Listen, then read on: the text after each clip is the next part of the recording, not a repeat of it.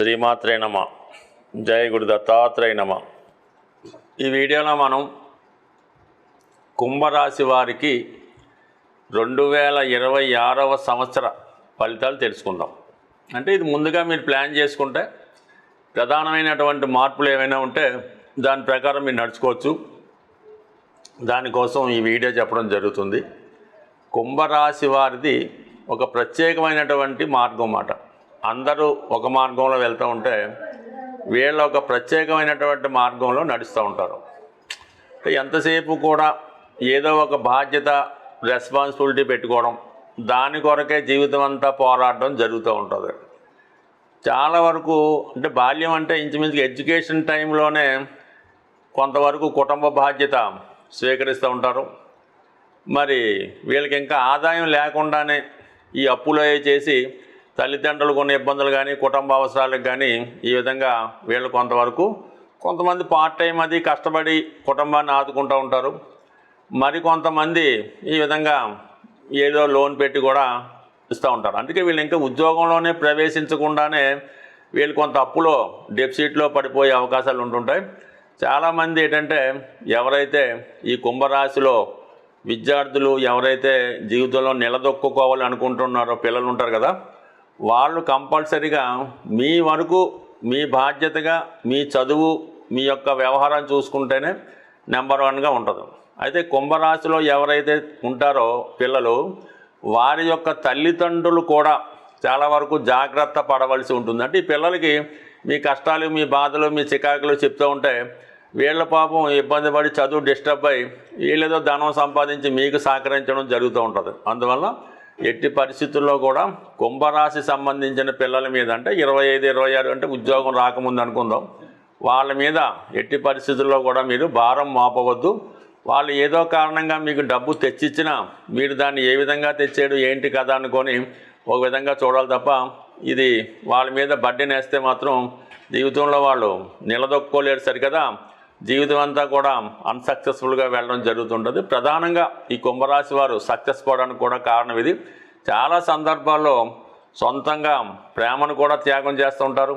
వచ్చిన ఉద్యోగాన్ని వదులుకుంటూ ఉంటారు. అంటే ఎక్కడో దూర ప్రాంతంలో ఉద్యోగం వస్తుంది, తల్లిదండ్రులు ఇక్కడ పెద్దవాళ్ళు ఉన్నారు, వాళ్ళని చూసుకోవాలనే ఉద్దేశంతో ఆ ఉద్యోగాన్ని వదులుకుంటూ ఉంటాడు. ఇక్కడ పెద్ద చిన్నపాటి ఉద్యోగం వస్తూ ఉంటుంది. ఈ విధంగా ఇతరుల కోసం త్యాగం చేయడం జరుగుతూ ఉంటుంది ఈ రాశివారు. బట్ డెవలప్మెంట్ అన్నది అది మీకు ఈజీగానే వస్తుంది, దాన్ని వదులుకుంటే ఎవడేం చేయలేడు. బట్ ఇప్పుడు ఈ రాశి వారికి రాశి యందు ఉన్నటువంటి రాహుగ్రహం ఒక విధంగా చాలా సమర్థవంతంగా కొన్ని గొప్ప అవకాశాలు వస్తాయి. అంటే మీకు టాలెంట్ ఉంది, కంపల్సరీగా సక్సెస్ రావడం జరుగుతుంది అన్నమాట. అంటే రాహు మనకి సాంప్రదాయేతర వృత్తులకి కారణమవుతూ ఉంటాడు. అది సినిమా ఫీల్డ్ అనుకుందాం, ఒక బ్యూటీషియన్ అనుకుందాం, లేదంటే ఒక వేరే మతంలోకి మారి వాళ్ళకి సేవ చేయడం అనుకుందాం. ఈ విధంగా చాలా వరకు ఇటువంటి సాంప్రదాయ వృత్తులకి విదేశీ వృత్తులకి కారణమవుతుంటాడు. అదే వ్యక్తిగతంగా ఒక విధమైన జీవితంలో వారికి ఒక స్వార్థం ప్రవేశిస్తుంటుంది. తద్వారా ఏ విధంగా అయినా సరే ధనం సంపాదించాలి, జీవితంలో పైకి రావాలి, అనుకున్న ప్రయత్నం నెరవేరాలన్నటువంటి పట్టుదలతో ఉండడం జరుగుతుంటుంది.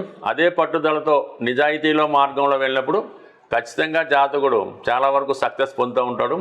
అదే కొంతమంది అన్యాయ మార్గంలో అంటే ఇప్పుడు ఉన్నటువంటి బ్లాక్మెయిలింగ్, సాఫ్ట్వేర్లు హైక్ చేయడం ఇవన్నీ చూస్తున్నాం కదా. ఇప్పుడు ఇటువంటి దారిలో వెళ్తే మాత్రం కంపల్సరీగా ఏదో ఒక రోజు పట్టుబడడం, తగు విధంగా జైలు శిక్షలు ఇబ్బందులు అనిపించాయి. కాబట్టి ఏదైనా ఈ సంవత్సరం అంతా కూడా కుంభరాశి వారికి డిసెంబర్ 5 వరకు రాహు రాశి అందే ప్రవేశిస్తున్నాడు. కాబట్టి చాలా వరకు ఏదైనా ఒక చట్టానికి లోబడి అక్కడ ఉన్నటువంటి రూల్స్కి లోబడి మీరు నడుచుకోవాలి తప్ప ఏమాత్రం రూల్స్ అధిగమించి మీ ప్రయత్నాలు చేసినా కంపల్సరిగా దాని యొక్క పర్యవసానం మీ భవిష్యత్తు మీద ఆధారపడి ఉంటుంది. బట్ ఏదన్నా రాహు ప్రోత్సహిస్తుంటాడు, చెడు మార్గం వైపు నడిపిస్తుంటాడు, దాన్ని మీరు ఎంత కంట్రోల్ చేసుకుంటే మీ జీవితం అంత అనుకూలంగా ఉండే అవకాశం ఉంది.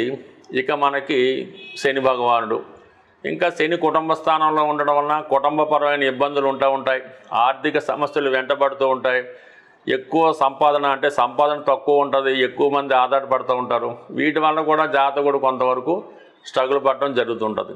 ఈ కారణాల వల్ల ఏంటంటే జాతకుడికి ఇక్కడ ఉన్నటువంటి ఉద్యోగంలో ఇబ్బంది వచ్చి వేరే ప్రాంతానికి మారి అక్కడ ఏదో ఉద్యోగం చేయవలసి ఉంటుంది. అంటే అక్కడ అతను బతుకుతూ ఇంటికి కూడా పంపడంతో ఈ సంపాదన సరిపోక ఇటువంటి ఇబ్బందులు అయితే ఉన్నాయి. బట్ ఏదైనా ముందుగా మీరు ఖర్చులు కంట్రోల్ చేసుకోవాల్సి ఉంటుంది. సాధ్యమైనంత వరకు ఎకానమీగా బ్రతుకుతేనే ఇప్పుడు ఉన్నటువంటి పరిస్థితుల నుంచి మీరు బయటపడగలరు. అయితే ఆదాయ వనరం ఏర్పడుతూ ఉంటుంది, అది చాలినట్టుగా ఉంటుంది. సో ఇది జాగ్రత్తగా మీరు కంట్రోల్ చేసుకుంటే నెమ్మదిగా అంటే ఈ సంవత్సరం అంతా కూడా రాహు ఈ శని భగవానుడు మీనరాశిలోనే సంచరిస్తాడు కాబట్టి ఇది థర్డ్ ఫేజు ఏలినాడు శని కాబట్టి కొన్ని సందర్భాలు ఇంప్రూవ్మెంట్కి తీసుకెళ్తూ ఉంటుంది. బట్ కానీ గతంలో ఉన్నటువంటి కొన్ని అప్పులు అవి తీర్చవలసి ఉంటుంది కాబట్టి ఈ విధంగా ఆదాయం వచ్చినప్పుడు కూడా అది ఈ విధంగా ఖర్చు అవుతుంది కాబట్టి కొద్దిగా ఎకానమీగా మీరు కంట్రోల్ అవ్వడం మంచిది. దాని తర్వాత గురువు కొంతవరకు అనుకూలంగానే ఉంటాడు. మే 1వ తారీఖు దాకా జూన్ 1 వరకు గురువు పంచమ స్థానంలో ఉండడం వల్ల చాలా వరకు మీ ప్లానింగ్స్ అనుకూలిస్తాయి. ముఖ్యంగా మీ పిల్లలు, మీ దగ్గర వృత్తి నేర్చుకున్న వాళ్ళు, మీ శిష్యులు, మీ అభిమానులు చాలా వరకు మీకు సహకరిస్తారు. ఆర్థిక పరంగా అంటే మీరైతే నోరు తెరిచి వాళ్ళని అడగలేకపోతుంటారు, కానీ వాళ్ళు మీ యొక్క కష్టాన్ని తెలుసుకొని ఏదో విధంగా మిమ్మల్ని సహకరించే ప్రయత్నం చేస్తూ మిమ్మల్ని ఫైనాన్స్ పరంగా ఇబ్బంది లేకుండా ఏదో విధంగా సహాయపడుతుంటారు జూన్ 1వ తారీఖు వరకు. సో దాని తర్వాత గురువు కూడా 6వ స్థానంలో ఉచ్చులోకి వెళ్తున్నాడు. అంటే ధన లాభాధిపతిగా ఉన్నటువంటి గురువు ఉచ్చులోకి రావడం వల్ల ఆటోమేటిక్గా మీ కుటుంబంలో ఒకరికి మంచి స్థాయి ఉద్యోగం రావడం వల్ల, అనూహ్యంగా మీ కుటుంబ ఆదాయం పెరగడం వల్ల, కుటుంబ పరంగా ఉన్నటువంటి చాలా సమస్యలు పరిష్కారం అవడం వల్ల అప్పుడు ఆర్థిక పరంగా అనుకూలంగా ఉంటుంది, కుటుంబ సభ్యుల సహకారం ఉంటుంది. అలాగే చాలా కాలంగా ఆగిపోయినటువంటి శుభకార్యాలు లాంటివి, పెళ్ళిళ్ళు లాంటివి కంప్లీట్గా మీకు జూన్ 1 తర్వాత జరిగే అవకాశం ఉంది. బట్ ఏదైనా ఈ రాశివారు రాహు యొక్క ప్రభావానికి లోనవ్వకుండా, అత్యాశకు పోకుండా చట్టం పరిధిలో మన పని మనం చేసుకుంటే 100% సక్సెస్ అన్న దానికి అదే వస్తుంది. గోచార రీత్యా కానీ జన్మజాతక రీత్యా జరుగుతున్నటువంటి దశలు జరుగుతున్నప్పుడు కానీ ఆ గ్రహాలు మనకు అనుకూలించాలంటే ఆ గ్రహ అనుకూలత కొరకు కొన్ని పరిహారాలు అన్నవి ఉండడం జరుగుతూ ఉంటుంది. ఏదైనా మనం ప్రయత్నం బట్టి ఏ గ్రహం ఆ ఫలితం ఇస్తుందో ఆ గ్రహాన్ని మనం ప్రసన్నం చేసుకుంటే కంపల్సరీగా ఆ గ్రహం మనకి అనుకూలమైన ఫలితాలు ఇవ్వడం జరుగుతూ ఉంటుంది. సర్వసాధారణంగా మనకి జన్మ లగ్నం రీత్యా, జన్మ రాశి రీత్యా ఏ గ్రహం అయితే అనుకూలంగా ఉంటుందో ఆ గ్రహానికి సంబంధించినటువంటి రత్నధారణ అన్నది జరుగుతూ ఉంటుంది. ఆ రత్నం పెట్టుకోవడం జరుగుతూ ఉంటుంది. ఏ గ్రహం అయితే ప్రతికూల ఫలితం ఇస్తుందో, పాపగ్రహం అంటారో, ఆ గ్రహానికి జపం చేయించడం, దానాలు ఇప్పించడం లాంటిది సర్వసాధారణంగా జరుగుతూ ఉంటుంది. అయితే ప్రస్తుత గోచార రీత్యా మనకి ఈ 4 గ్రహాల కోసమే తెలుసుకున్నాం ఈ వీడియోలో, రాహు, కేతువు, గురువు, శని. అయితే ఈ 4 గ్రహాల్లో ఒక్కొక్క గ్రహం ఒక్కొక్క భావానికి లేదంటే ఒక్కొక్క కారకత్వానికి కారణం అవుతూ ఉంటాయి. వాటి ప్రసన్నం చేసుకొని మనం ఎదుర్కొన్నటువంటి ఇబ్బందుల ప్రకారం ఆ గ్రహానికి పరిహారం చేసుకుంటే కంపల్సరీగా గ్రహం అనుకూలత ఇవ్వడం జరుగుతూ ఉంటుంది. దానికి మనం ఫిజికల్గాను తోడ్పడాలి, అలాగే మనకి దైవత్వ పరంగా కూడా చేసుకోవడం జరుగుతూ ఉండాలి. సపోజ్ మనం శని భగవానుడికి శాంతి చేయించుకోవాలి, పరిహారం చేయించుకోవాలనుకున్నప్పుడు మనం కూడా చాలా క్రమశిక్షణతో ఉంటూ సూర్యోదయానికి ముందే లెగిసి శరీర శ్రమ చేస్తూ ఉండాలన్నమాట. చిన్న విషయానికి పెద్ద విషయానికి ఇతరుల మీద ఆధారపడకుండా మనకు మనమే ఆధారపడుతూ చాలా శుచిగా శుభ్రంగా ఉంటూ అలాగే ఒక మంచి సాంప్రదాయ దుస్తులు ధరించు, ఈ గడ్డం అది పెంచేసి తలగడ్డ పెంచకుండా పర్ఫెక్ట్గా కనబడుతూ ఉంటూ, అలాగే శని భగవాన్ యొక్క అనుగ్రహం కోసం మరి ప్రతి నిత్యం వీలైతే లేదంటే ప్రతి సోమవారం, ప్రతి శనివారం, అంటే ఎప్పుడు వీలైతే అప్పుడు శివుణ్ణి ఆరాధించడం వల్ల, అలాగే ఎక్కువగా మీ కుటుంబంలో ఎవరైతే వృద్ధులు చేతకాని వాళ్ళు ఉంటారో వాళ్ళని కనీసం మీరు ఇసుక్కోకుండా వాళ్ళకి దగ్గరగా ఉంటూ వాళ్ళకి ఏమి కావాలి అన్నది ఏదో ఏ బిస్కెట్ ప్యాకెటో పిల్లలో ఏవో మందులో వాళ్ళు సాయం చేస్తూ వాళ్ళకి ఏదన్నా సహాయం చేస్తే, అంటే మీ కుటుంబంలో వృద్ధులకి మీరు సహాయం చేయడం వల్ల శనిగ్రహ అనుగ్రహం లభిస్తుంది. ఇప్పుడు ఎవరైతే